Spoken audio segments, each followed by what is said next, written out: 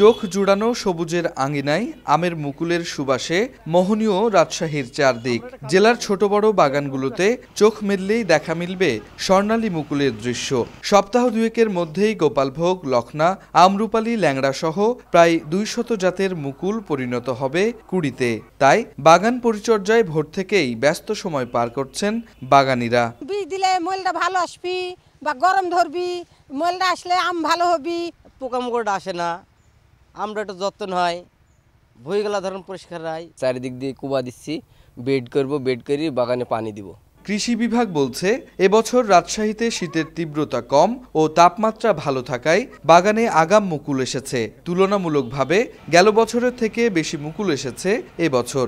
রোজার আগে আম নামানোর সম্ভাবনায় ফলন ও দাম নিয়ে আশাবাদী বাগান মালিক ও ব্যবসায়ীরা। আবহাওয়া ভালো থাকলে আর কয়েকদিনের মধ্যেই পুরো বাগানেই মুকুল আসবে এবং এর ভালো মানে দাম পাওয়া যাবে। আবহাওয়া এরমই থাকে তাহলে হলো আগেই আম ধরলে আম আগেই পাকবে। মুকুল তো এবার আগে আসছে, তো আমরা আশাবাদী যে এবার যদি রমজান মাসের আগে আম পাই তাহলে লাভবান হতে পারবো। এ অবস্থায় নিয়ম মাফিক কীটনাশক প্রয়োগ সহ বাগান ও মুকুলের যত্নের নানা পরামর্শ দিচ্ছেন ফল গবেষকরা। 1 লিটার পানির মধ্যে ইমিডাক্লোপ্রিড গ্রুপের কীটনাশক দানাদার যদি হয় তাহলে 0.2 গ্রাম, আর যদি তরল হয় তাহলে আধা মিলি, এবং তার সাথে ম্যানকোজেব জাতীয় ছত্রাকনাশক 2 গ্রাম।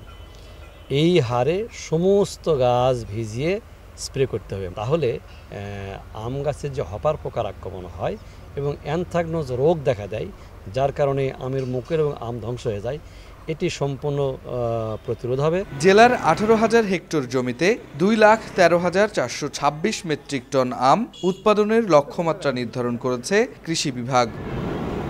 রাকিবুল হাসান, সময় সংবাদ, রাজশাহী।